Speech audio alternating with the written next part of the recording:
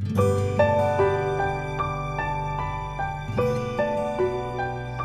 Friends, வீட்டிலே எப்படி எளிமையாக கேக் செய்யலாங்கிறத நான் உங்களுக்கு சொல்லித்தர போகிறேன்.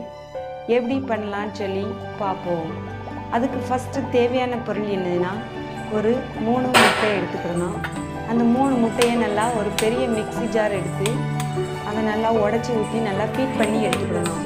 அப்படி எடுத்து அந்த முட்டை கலவையை நம்ம ஒரு பாத்திரத்தில் ஊற்றிட்டு அது கூட 1 டம்ளர் பவுடர் சுகர், அந்த பவுடர் சுகரை அது கூட சேர்த்து நல்லா ஒரு விஸ்க் வச்சு நல்லா என்ன செஞ்சிடணும், மிக்ஸ் பண்ணி விட்டுக்கிடணும். நல்லா மிக்ஸ் பண்ணிடணும். நல்லா மிக்ஸ் பண்ணிவிட்டு அதில் ஒரு 1/4 டம்ளர் வெஜிடபிள்ஸ் ஆயில், அதாவது நம்ம ஊற்றக்கூடிய ஆயில் வந்து ஸ்மெல் இருக்கக்கூடாது.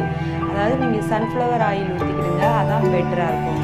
இப்போ நான் 1/4 டம்ளர் சன்ஃப்ளவர் ஆயில் ஊற்றிருக்கேன். இதையும் நல்லா ஊற்றி நல்லா விஸ்க வச்சு நல்லா என்ன பண்ணணும்னா நல்லா மிக்ஸ் பண்ணி விட்டுறணும். அதுக்கப்புறமா கொஞ்சமாக சோடா உப்பு, இது குட்டி ஸ்பூனாக இருக்கிறதுனால ஒரு 3 ஸ்பூன் போட்டிருக்கேன். நீங்கள் இதே பெரிய ஸ்பூனாக இருந்தால் 1 டீஸ்பூன் போதும்.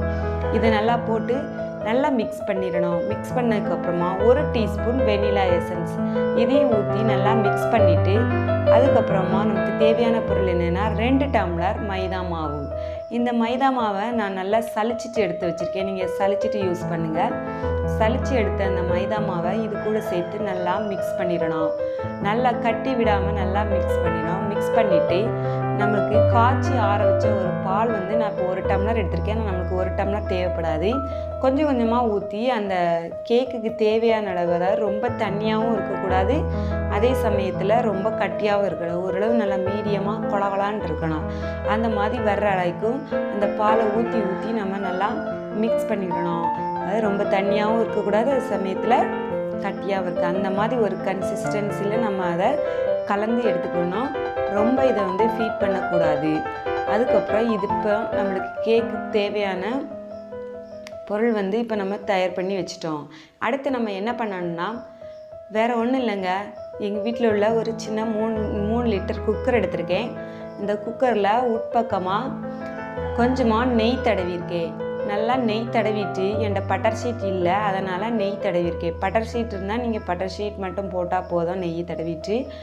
அப்படி இல்லை நீங்கள் பட்டர் ஷீட் தான் போடணும் அப்படின்னா வேறு ஒன்றும் இல்லைங்க, சிம்பிளாக நம்ம வீட்டில் இருக்க A4 ஷீட் எடுத்துக்கிடுங்க. அதில் கொஞ்சமாக ஆயில் தடவி அதை நல்லா ஒரு துணியை வச்சு தொடச்சிட்டு இந்த மாதிரி ரவுண்ட் ஷேப்புக்கு கட் பண்ணி நீங்கள் உள்ளே வச்சு செஞ்சாலே போதும், நம்மளுக்கு பட்டர் பேப்பர் வந்து ரெடி ஆயிரும். இப்போ நான் நெய் தடவிட்டு அதில் கொஞ்சமாக மைதா மாவை நல்லா தூவி விட்டுக்கிடுதேன். தூவி விட்டுட்டு நம்ம கலந்து வச்சுருக்க அந்த கலவையை எடுத்து இந்த குக்கரில் நம்ம ஊற்றிடணும். நல்லா ஊற்றிட்டு அதை ஒரு டைம் நல்லா ஆட்டி விட்டுருக்கணும். அங்கங்கே பபுள்ஸ் இருக்கும், அதெல்லாம்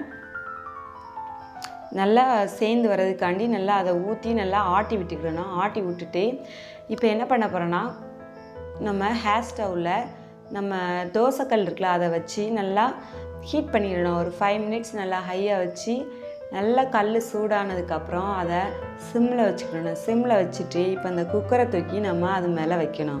வச்சு இதில் உள்ள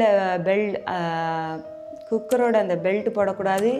அதுக்கப்புறமா வெளியில் விசில் இருக்கக்கூடாது. சும்மா ஜஸ்ட்டு அதை மூடி மட்டும், அந்த வாரையை எடுத்துகிட்டு அந்த விசிலையும் தூர எடுத்துகிட்டு அந்த மூடியை மட்டும் போட்டு மூடி ஒரு கரெக்டாக ஒரு 45 மினிட்ஸ் வச்சு எடுத்துடணுங்க. இப்போ பாருங்க, நான் ஸ்பூன், அதாவது இந்த மாதிரி குச்சி கரண்டியை வச்சு நான் குத்தி பார்க்கேன், ஒட்டவே இல்லைங்க, அவ்வளோ சூப்பராக வந்திருக்கு.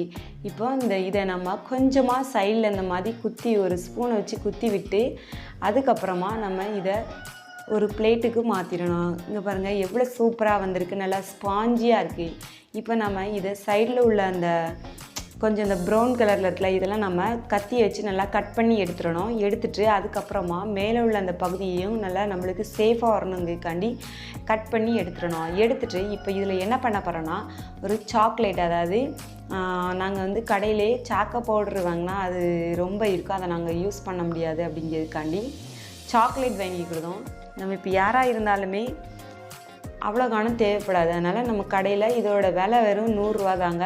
இந்த மாதிரி ஒரு சாக்லேட் வாங்கி வச்சுக்கிட்டோம்னா நம்ம சாப்பிட்ட மாதிரியும் ஆச்சு, அதேமாதிரி கேக் செஞ்ச மாதிரியும் ஆச்சு. இந்த மாதிரி சாக்லேட் கொஞ்சமாக எடுத்துக்கிட்டு அது கூட கொஞ்சமாக பால், சூடான அதாவது வெதுவெதுப்பான பால் கொஞ்சம் எடுத்துக்கிட்டேன். அதை நல்லா அது கூட நல்லா நொறுக்கி விட்டு அதை ஒரு பேஸ்ட் மாதிரி கலந்து எடுத்துக்கிட்டேன். இப்போ இன்னொன்று என்ன பண்ணணும்னா ஒரு 1/4 டம்ளர் போல் 1/4 டம்ளருக்கு கொஞ்சம் கம்மியாகவே தண்ணி எடுத்து அது கூட கொஞ்சமாக 3 டீஸ்பூன் சீனி போட்டு அதை ஒரு பாகு பதத்துக்கு கரைச்சி எடுத்துகிட்டு இப்போ அந்த சீனி தண்ணியை அந்த கேக்கில் நம்ம கட் பண்ண கேக்கில் மேற்பக்கமாக நம்ம என்ன பண்ணணும்னா அதை நல்லா சுகர் சிரப்பை தடவிட்டு அதுக்கப்புறமாக அந்த சாக்லேட்டு மிக்ஸிங்கை இந்த இது கூட நல்லா அந்த பேஸ்ட்டை வந்து நல்லா கலக்கிடணும், நல்லா தடவி விட்டுறணும்.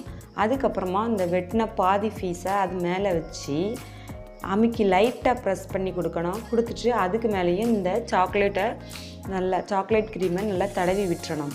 தடவி விட்டு நான் உங்களுக்கு என்ன மாதிரி டிசைனில் பண்ணணுமோ நீங்கள் வந்து டிசைன் ஏதாவது டெக்கரேஷன் பண்ணிக்கலாம். நாங்கள் வந்து ஜேம்ஸ் வெள்ளை வச்சு ஜஸ்ட்டு பேர் மட்டும்தான் எழுதியிருக்கோம்.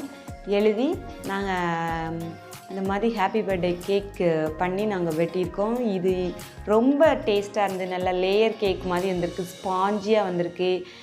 இந்த மாதிரி கேக் நீங்கள் செஞ்சு பார்த்துட்டு எப்படி இருக்குன்னு சொல்லுங்கள். நாங்கள் இது அனுபவபூர்வமாக செஞ்சோம், ரொம்ப டேஸ்ட்டாக இருந்தது, செமையாக இருந்தது, அதே சமயத்தில் சிம்பிளாகவும் இருந்தது. நீங்களும் இந்த மாதிரி கேக் செஞ்சு பார்த்துட்டு உங்களோட கமெண்டை கொடுங்க. இந்த வீடியோ பிடிச்சிருந்தா லைக் பண்ணுங்கள், மறக்காமல் சப்ஸ்கிரைப் பண்ணுங்கள்.